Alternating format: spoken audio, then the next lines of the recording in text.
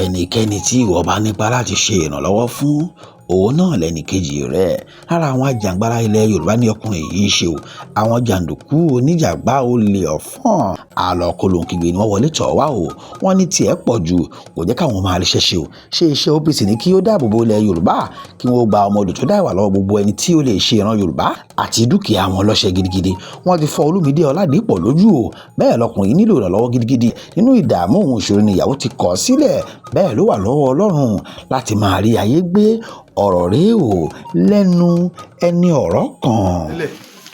Ó sì ní ìpèníjà ara, bó sì ṣe máa ń wá sí meeting every time tó bá ti ṣe meeting yẹn táwọn ọmọ ẹgbẹ́ máa ń contribute fún, but èyí tí president ṣe fún ti birthday yìí orúkọ tiẹ̀ náà wà ní list tí wọ́n fẹ́ fún, so òun náà ṣe èdè nísìn, òun ni olú, so òun ló ń bọ̀ yẹn.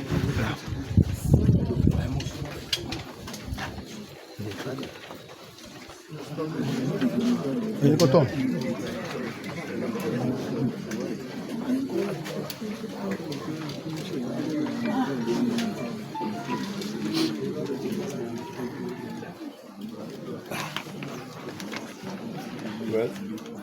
Gbogbo àwọn tó bá ń hùwà náà, ẹnikẹ́ni tí wọ́n bá nípa fún bí mo ṣe ń kọ́ látàárọ̀ láti ṣe ìrànlọ́wọ́ fún òun lẹ́nu kejì ẹ̀. Wọ́n bá tọ́lọ́ ń fi sí kápá tiwa ká tó bẹ̀rẹ̀ OPC Reformed rárá lọ́gbẹ́ni ti rí bó ṣe rí kí ló lẹ̀ sí ọ̀kan tó máa ń wọ̀ bẹ̀rẹ̀ ẹ̀kọ́ tá ti gbà láti bẹ̀rẹ̀ Reformed tó ń ṣe déédéé.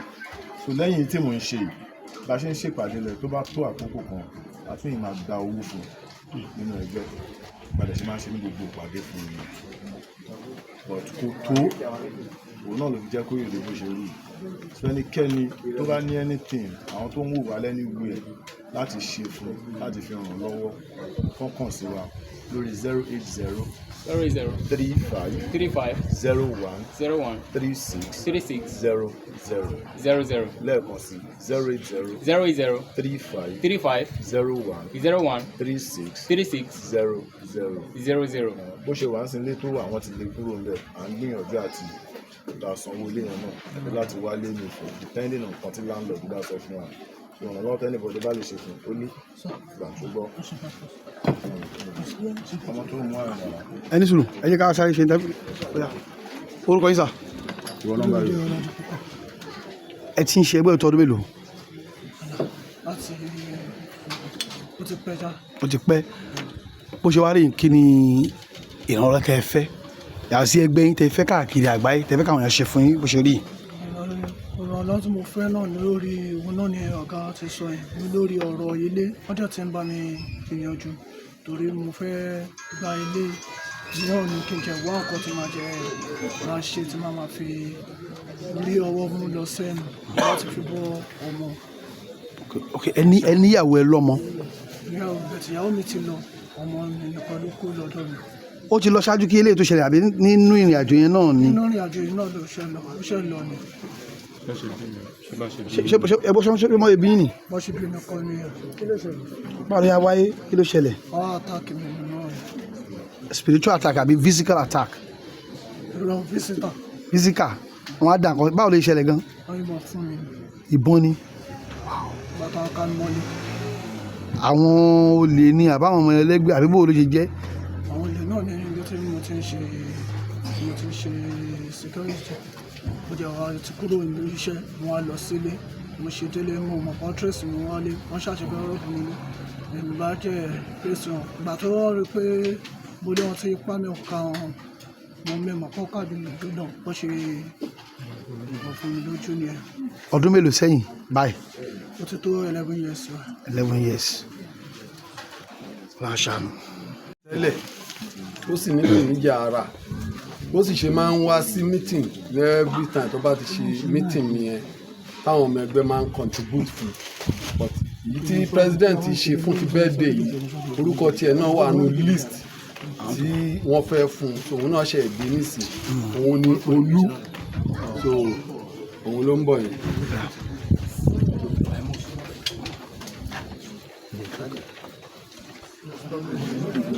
Ele botou.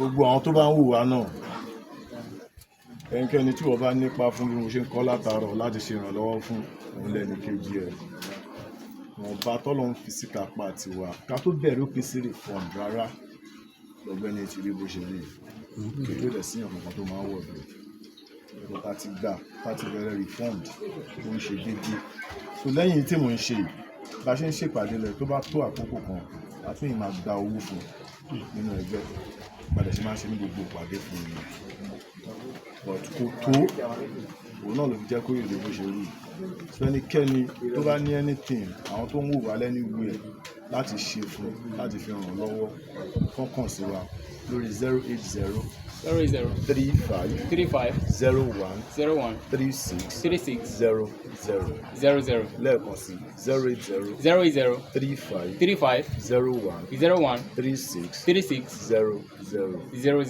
bó ṣe wà ń sin ilé tó àwọn ti lè kúrò ńbẹ̀ à ń gbìyànjú àti ìdá sanwó ilé yẹn náà àti láti wálé ní fún depending on kan tí landlord bá sọ fún wa ìrànlọ́wọ́ tẹ́nìbọ̀dé bá lè ṣe fún ó ní ìgbà tó gbọ́ ìwọ nọ́mbà rẹ̀. ẹ ti ń ṣe ẹgbẹ́ ìtọ́jú mélòó. láti ó ti pẹ́ já. ó ti pẹ́ bó ṣe wá rí kí ni ìrànlọ́wọ́ kẹ́ ẹ fẹ́ yàtọ̀ sí ẹgbẹ́ yín tẹ́ fẹ́ káàkiri àgbáyé tẹ́ fẹ́ káwọn èèyàn ṣe fún yín bó ṣe rí. ìrànlọ́wọ́ tí mo fẹ́ náà ní lórí òun náà ni ọ̀gá ti sọ yẹn ní lórí ọ̀rọ̀ ilé wọ́n jẹ́ ti ń bá mi gbìyànjú torí mo fẹ́ gba ilé náà ní kí n jẹ wá ọkọ tí máa jẹ máa ṣe tí máa fi rí ọwọ́ mú lọ sẹ́nu láti fi bọ́ ọmọ. ok ẹni ìyàwó ẹ lọ́mọ. ìyàwó mi ti lọ ọmọ mi nìkan ló kú lọ́dọ̀ mi. ó ti lọ ṣáájú kí eléyìí tó ṣẹlẹ̀ àbí nínú ìrìn àjò yẹn náà ni. nínú ìrìn àjò yẹn náà ló ṣe lọ ni. ẹ bọ́ ṣe bí mọ́ ebi yín ni. bọ́ ṣe bí mi kọ́ ni kí ló ṣẹlẹ̀. báwo ni a wáyé kí ló ṣẹlẹ̀. ọ́ àtàkì mi náà. spiritual attack àbí physical attack. ìrọ̀ visitor. physical wọn á dà nǹkan báwo lè ṣẹlẹ̀ gan. wọ́n yìnbọn fún mi. ìbọn ni. bàtà ká mọ́lé. àwọn olè ni àbáwọn ọmọ ẹlẹgbẹ́ àbí bó ló ṣe jẹ́. àwọn olè náà ní ibi tí mo ti ń ṣe security mo jẹ́ wá ti kúrò ní iṣẹ́ mo wá lọ sílé mo ṣe délé mo mọ̀ pọ́ńtírẹ́sì mi wọlé wọ́n ṣàṣeyọrí ọ̀rọ̀ fún mi èmi bá jẹ́ pèsè hàn ìgbà tó wọ́n rí pé mo lé wọn tí ipá mi ò ká wọn mo mẹ́mọ̀ kọ́ káàdì mi tó dàn wọ́n ṣe ìbọn fún mi lójú ni ẹ̀. ọdún mélòó sẹ́yìn báyìí. ó ti tó 11 years wa. 11 years. láṣàánú.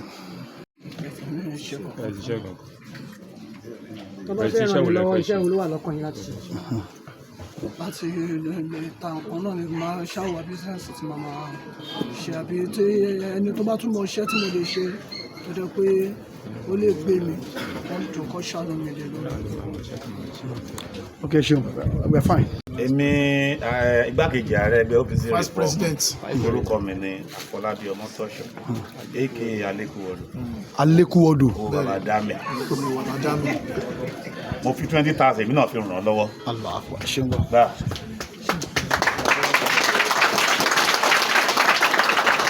ìrànlọ́wọ́ tí wọ́n ń ṣe fún yìí tẹ́gbẹ́ ń ṣe fún à ń ṣe nítorí pé àfẹ́ kó máa lọ tọrọ bárà tó jẹ́ kí a máa ṣe nìyẹn so à ń fi àkókò yìí bẹ ọkùnrin àti obìnrin ọmọdé àgbàlagbà láti bá wa ṣàánú fún àfẹ́ kó máa lọ sí títì lọ tọrọ bárà ẹ ṣe gan-an.